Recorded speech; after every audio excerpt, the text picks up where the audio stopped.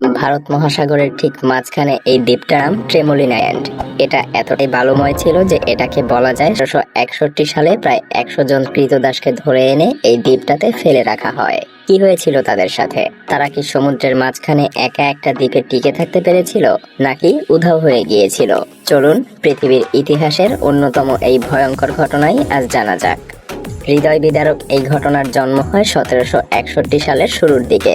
সেই সময়টাতে আমেরিকায় কৃষ্ণাঙ্গদেরকে অনেক ছোট চোখে দেখা হতো, বলা চলে তাদেরকে কোনো মানুষ হিসেবেই গণ্য করা হতো না। আর সেজন্যই সাদা চামড়ার মানুষেরা তাদেরকে দাস হিসেবে বিক্রি করে দিত। তখন অবশ্য ফ্রান্সে দাস কেনা বেচা নিষিদ্ধ ছিল। তো সেই সময়ে ৩২ জন সদস্যের ফ্রান্সের এক জাহাজ মাদাগাস্কার থেকে মরিশাস দ্বীপে যাচ্ছিল। তখন এই দুটো দ্বীপই ফ্রেঞ্চ কলোনির অধীনে ছিল। ফ্রান্সের বিভিন্ন ব্যবসায়ী আর কোম্পানি সেই সময় মাদাগাস্কার আর মরিশাসের মধ্যে বিভিন্ন পণ্য আনা নেয়া করত। কিন্তু সেই সময়ে ফ্রান্সে কোন রকম দাস কেনা বেচা সম্পূর্ণ নিষিদ্ধ ছিল। কিন্তু এত নিষেধাজ্ঞার পরেও অনেক ফ্রেঞ্চ আদম ব্যবসায়ীরা সমুদ্র পথে লুকিয়ে দাস কেনা বেচা করত। ঠিক এ কারণেই ওই জাহাজে সাধারণ জনগণের পাশাপাশি ১৬০ জন ক্রীতদাসকে লুকিয়ে নিয়ে যাওয়া হচ্ছিল।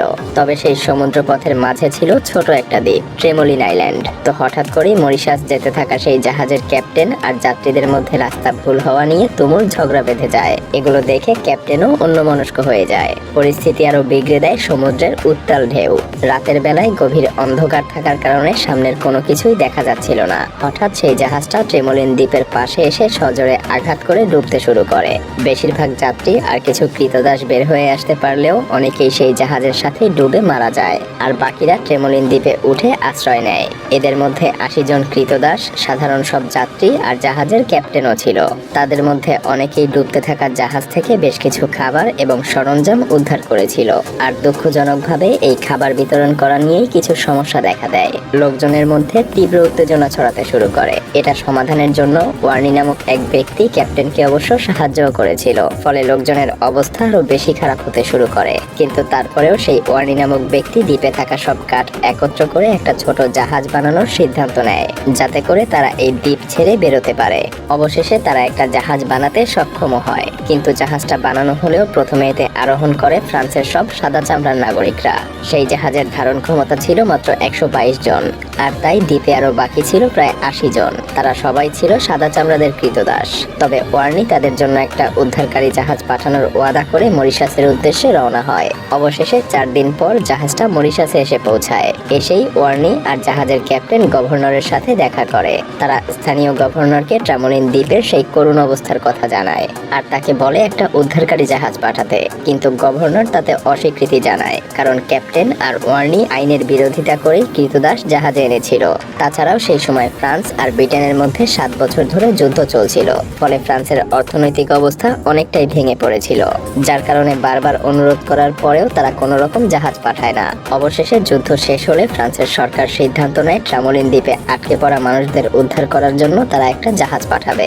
শেষমেশ ১৭৭৫ সালে ট্রেমোলিন দ্বীপে দুটো জাহাজ পাঠানো হয়। সেই জাহাজের একটা ছিল আটকে থাকা মানুষদের উদ্ধার করার জন্য, আর আরেকটা পাঠানো হয় তারা কেমন আছে সেটা দেখার জন্য।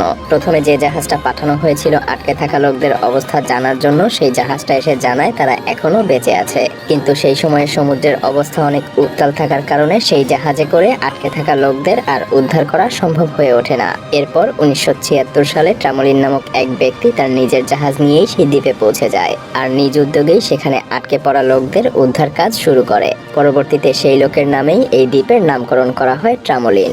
দুর্ভাগ্যজনকভাবে এত বছর পরে তিনি যখন সেখানে এসে পৌঁছান, তখন সেখানকার ৮০ জন মানুষের মধ্যে মাত্র ৮ জনই বেঁচে ছিল। আর ৮ জন মানুষের মধ্যে ৭ ছিল মহিলা আর একটা ৮ বছরের বাচ্চা। ট্রেমোলিন সহ তার দলের সবাই এটা ভেবে অবাক হচ্ছিল যে এই ৮ জন কিভাবে ১৫ বছর ধরে এই নির্জন দ্বীপে একা বেঁচে ছিল। যারা বেঁচে ছিল তারা জানায় ১৫ বছর ধরে তারা বেঁচে থাকতে পেরেছিল কেবলমাত্র একটা আগুনের জন্য। অবিশ্বাস্যভাবে ১৫ বছর ধরে তারা একটানা একটা আগুন জ্বালিয়ে রেখেছিল সেই দ্বীপে। তারা কখনোই সেই আগুনটাকে নিভতে দেয়নি। আর এই আগুনই তাদেরকে এত বছর ধরে লড়াই করে টিকে থাকার সাহস জুগিয়েছিল।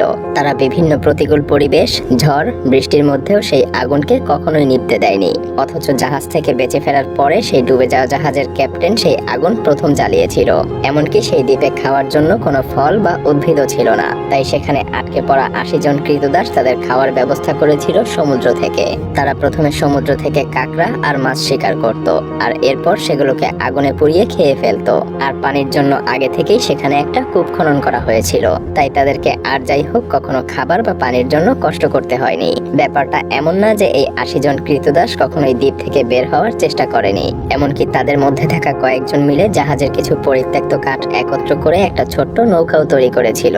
এরপর সেই নৌকাতে করে ১৮ জনের একটা দল দ্বীপ থেকে বের হয়ে সমুদ্রের দিকে যাত্রা শুরু করে। কিন্তু সেই ১৮ জন আর কখনোই সেই দ্বীপে ফিরে আসেনি। তাদের সাথে হয়তো আরো বেশি ভয়াবহ কিছু ঘটেছিল। কেউ কেউ বলে তারা হয়তো সমুদ্রের মাঝে ঝড়ের কবলে পড়ে নিজেদের প্রাণই হারিয়ে ফেলেছিল। এরপর তাই আর কখনোই আটকে থাকা বাকি লোকেরা দ্বীপ থেকে বের হওয়ার চেষ্টা করার সাহস পায়নি, কারণ তাদের কাছে সমুদ্রের এই উত্তাল ঢেউয়ের থেকে ট্রামোলিন দ্বীপই বেশি নিরাপদ ছিল। কিন্তু এতে করে বেশিরভাগেরই শেষ রক্ষা হয়নি। দিনের পর দিন খাবারের অভাব এবং বিভিন্ন ধরনের ভয়ঙ্কর রোগ ব্যাধিতে আক্রান্ত হয়ে একের পর এক মারা যেতে থাকে। তবে ২০০৬ সালে একজন লেখক রিসার্চ করার জন্য সেই দ্বীপে গিয়ে পৌঁছায়। তিনি সেখানে গিয়ে একটা ৫ মিটার গভীর কূপ দেখতে পান। তার পাশেই ছিল বালু আর পাথর দিয়ে তৈরি করা ছোট্ট একটা ঘর। সেই সাথে ছিল একটা ছোট্ট রান্নাঘর। এমনকি সেই রান্নাঘরে বেশ কিছু বাঁশের তৈরি প্লেট আর কিছু চামচও দেখতে পাওয়া যায়। তিনি যখন এ ব্যাপারে আরো রিসার্চ করেন তখন তিনি জানতে পারেন আটকে পড়া লোকগুলো তাদের খাবারের জন্য সামুদ্রিক পাখি আর কচ্ছপ শিকার করে খেত। কারণ একটা সময় তারা বিশ্বাসী করে নিয়েছিল তাদেরকে উদ্ধার করার জন্য হয়তো আর কেউই এখানে জাহাজ নিয়ে আসবে না, আর তাই তারা ট্রামোলিন দ্বীপকে নিজেদের ঘর বানিয়ে ফেলেছিল। তবে মজার ব্যাপার হলো তারা সেখানে স্বাধীনভাবে জীবনযাপন করছিল, কারণ তাদেরকে সেখানে অত্যাচার করার মতো কেউ ছিল না। এমনকি তারা তাদের সাথীদের মৃত লাশকে নিয়ে সেই দ্বীপেই কবর দিয়ে দিত। যদিও পরবর্তীতে তাদের কবরের কোনো চিহ্ন সেখানে খুঁজে পাওয়া যায়নি, তবে তাদের করুণ এই ইতিহাস পৃথিবীবাসী এখনো মনে রেখেছে।